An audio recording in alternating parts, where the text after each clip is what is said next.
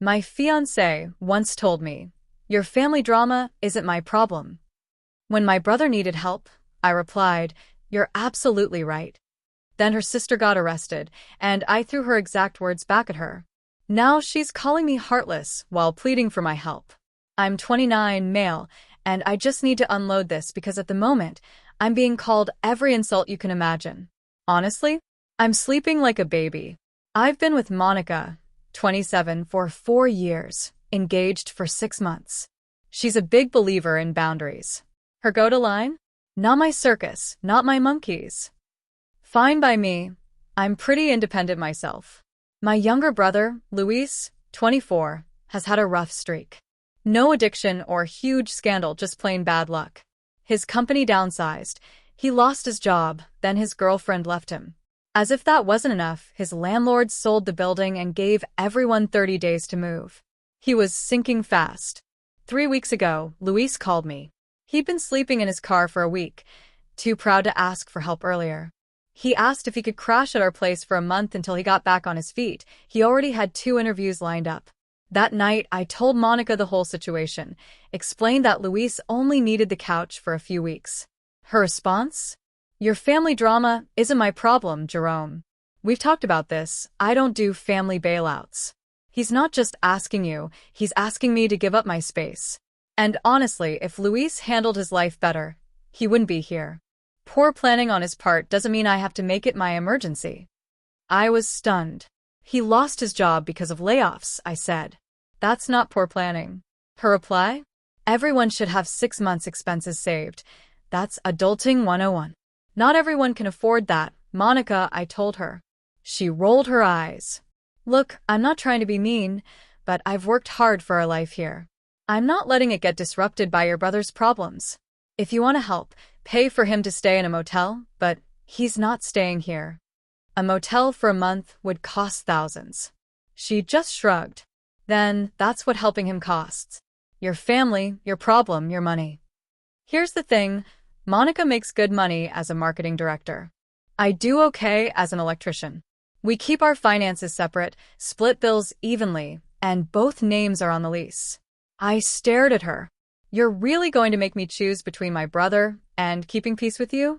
I'm not making you choose anything. I'm setting a boundary. Your family drama isn't my problem. If you can't respect that, maybe we're not compatible. That one hit hard. She was willing to risk our relationship over my homeless brother. I kept my voice calm. You're absolutely right. My family isn't your problem. She smiled, kissed my cheek. I knew you'd understand. That's why I love you. You're so rational. The next day, I called Luis back. No way was I letting my little brother live in his car. I covered 2 weeks at an extended stay motel from my savings, $1,400. Helped him move his stuff, bought groceries, and even gave him a couple of shirts and a tie for his interviews. Monica found out when she saw my banking app open. You actually paid for a motel? My family, my problem, my money. Just like you said. She looked annoyed but let it go. Luis nailed one of the interviews and started his new job the following week. Now he's renting a room from a coworker and doing fine. And then things got interesting. Last Tuesday, around 2 a.m., Monica's phone blew up. Her sister Vanessa, 31, kept calling. Monica finally answered, and I could hear Vanessa sobbing through the speaker. She'd been arrested DUI. And not just any DUI, she hit a parked car and tried to take off. Witnesses called the cops. Monica was panicking, throwing on clothes. We need to go bail her out. We? I asked from bed. Yes, we get up. She needs help. Your family drama isn't my problem, Monica. She froze, staring at me like I'd grown another head. Are you serious? Dead serious. Poor planning on Vanessa's part isn't an emergency for me. Luis was homeless, and you told me to handle it myself. I'm just respecting your boundaries. This is different, she insisted. How? Luis lost his job from layoffs. Vanessa chose to drink and drive. She put herself here. Monica's mouth dropped open before she started yelling. You're going to be petty now? My sister's in jail. Not petty, consistent. Your family, your problem, your money. Bail bondsmen take credit cards.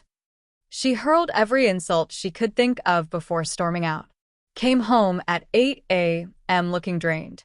Turns out Vanessa's bail was $15,000, so Monica had to put up $1,500 with the bondsman. But it didn't stop there. Update. After the bail fiasco, Monica ignored me for 3 days. Then Vanessa's court date was set, and the reality sank in. She's facing DUI with property damage and fleeing the scene, serious charges. Thursday night, Monica turned on the charm, made my favorite dinner, opened a nice bottle of wine. Babe, we need to talk about Vanessa's situation. Your family, your problem, remember? Her smile faded. Jerome, this is serious. She could go to prison. Then she needs a lawyer. Lawyers for this start at 10 grand. She doesn't have it. Sounds like her problem. Monica slammed her glass down. I can't afford that either, not after the bail. Maybe she should have thought about that before drinking and driving. You're being cruel. I'm using the exact logic you used with Luis. How's it cruel when it's your own words? She tried switching tactics. Did I know what I said about Luis came off cold, but this isn't the same thing. Vanessa could lose her job, her apartment, everything. Luis already did lose his job and home, and he didn't break any laws. Can you stop bringing up Luis? She snapped. Can you stop being a hypocrite? I shot back. The argument escalated fast. She accused me of holding grudges, being manipulative, and not caring about her family. That's when I pulled up the voice memo I'd made during our conversation about Luis. Yeah, I recorded it after she threatened our engagement. Seemed smart at the time. I played it for her, her own voice saying, "Your family drama isn't my problem." She lunged for my phone, trying to delete it. I stopped her. That's a different context. It's the same exact situation, except your sister actually committed a crime. The next day, her parents Roberto and Diana called. They've always treated me like family. Jerome, we heard you're refusing to help with Vanessa, Roberto said. I'm applying Monica's rule evenly. Family drama stays with that family. But you're engaged, you're basically family, Diana argued. When my brother was homeless, Monica made it very clear that family problems are the responsibility of that family alone. I'm respecting her boundary. Silence. She refused to help Luis? Roberto asked. Guess Monica skipped that detail. Luis was living in his car, I told them. She said it wasn't her problem and even threatened to rethink our engagement if I let him stay here. Dead quiet. We didn't know that. Ask her, I said. They hung up. An hour later, Monica came home furious. You told my parents about Luis. They asked why I wouldn't help. I explained I was following your rules. You're trying to turn them against me. I'm telling the truth. If the truth makes you look bad, that's on you. Saturday, Vanessa showed up at our place looking worn out, dark circles, stress, weight, the works. Jerome, please, she begged. I know Monica was wrong about Luis, but I'm desperate. I could lose everything. You should have thought about that before driving drunk. It was one mistake. One mistake that could have killed someone. Luis's mistake was working for a company that downsized. You're really going to ruin my life over a petty grudge? I'm not ruining anything. You did that yourself. And this isn't a grudge. It's consistency. She started crying. Monica came out, wrapped her arms around her, and glared at me. You're heartless. No, I'm exactly as heartless as you were 3 weeks ago. Same principle, different person. Vanessa left. Monica packed a bag, announcing she'd stay with her parents to figure things out. Take your time, I said. Rent's due next week. Your half is $1,100. She slammed the door so hard the frame rattled. Update 2.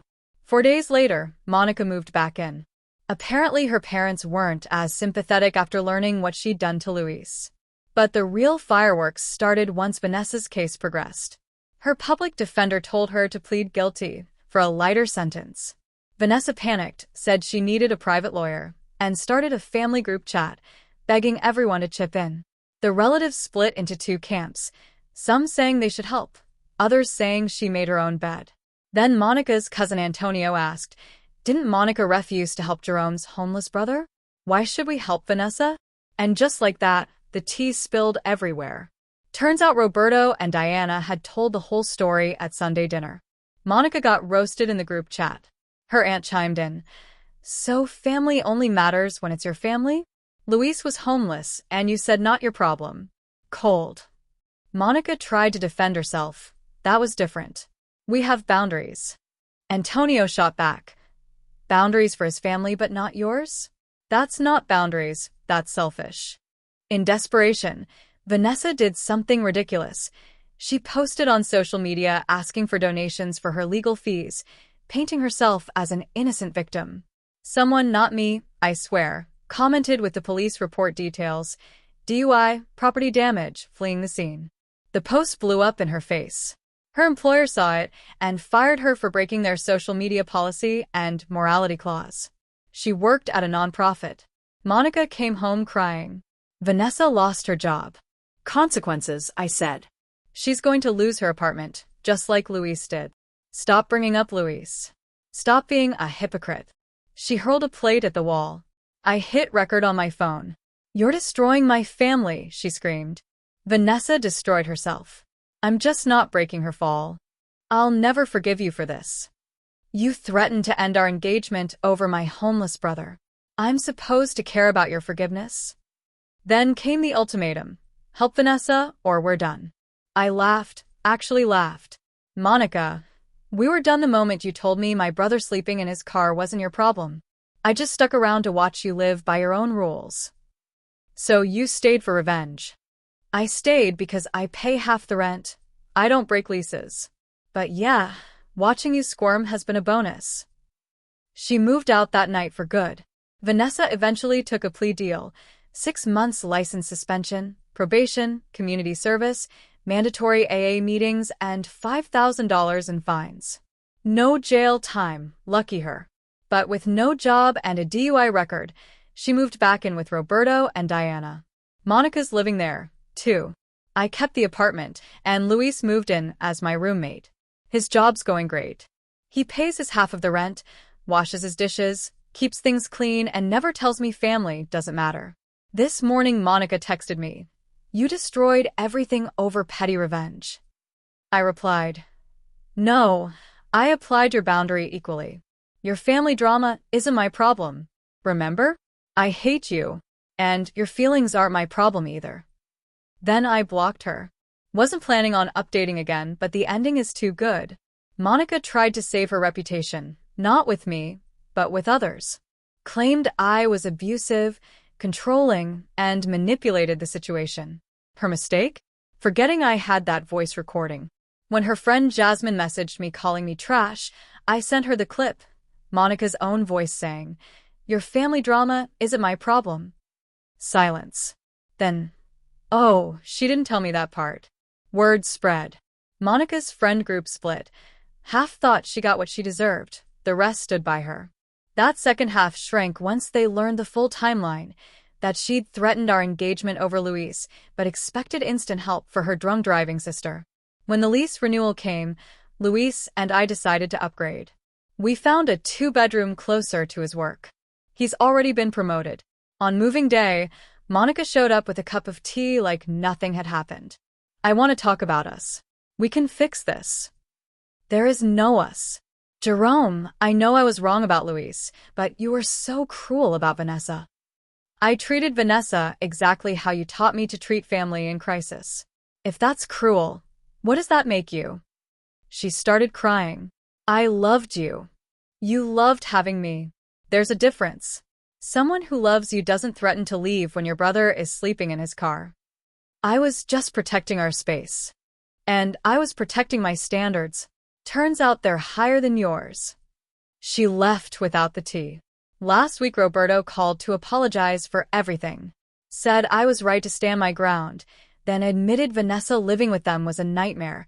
Entitled, lazy, always complaining.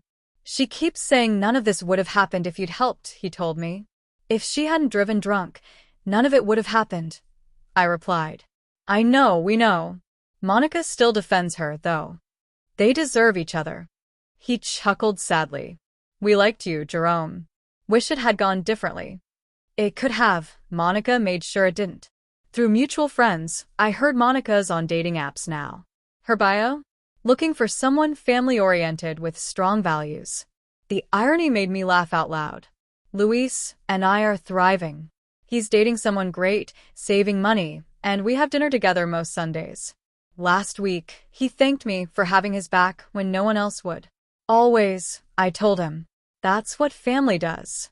Monica never got that. She only valued family when it was hers. Her loss. Looking back, she did me a favor. She showed me she was someone who preaches boundaries only when they benefit her, sees my family as disposable but hers as sacred, and uses ultimatums to get her way. The trash took itself out. Luis once asked if I regretted how it went down. Honestly, my only regret is not seeing her true colors sooner. Could have saved myself the cost of an engagement ring. But watching her live under her own rules? Having her parents understand exactly who she is? Worth every penny. Vanessa's still paying for her DUI. Monica's still single. Luis just got promoted again. And me? I'm at peace. Turns out when you stick to your principles and protect the people who actually matter, life has a way of working itself out. My family drama wasn't Monica's problem, and hers sure as hell isn't mine.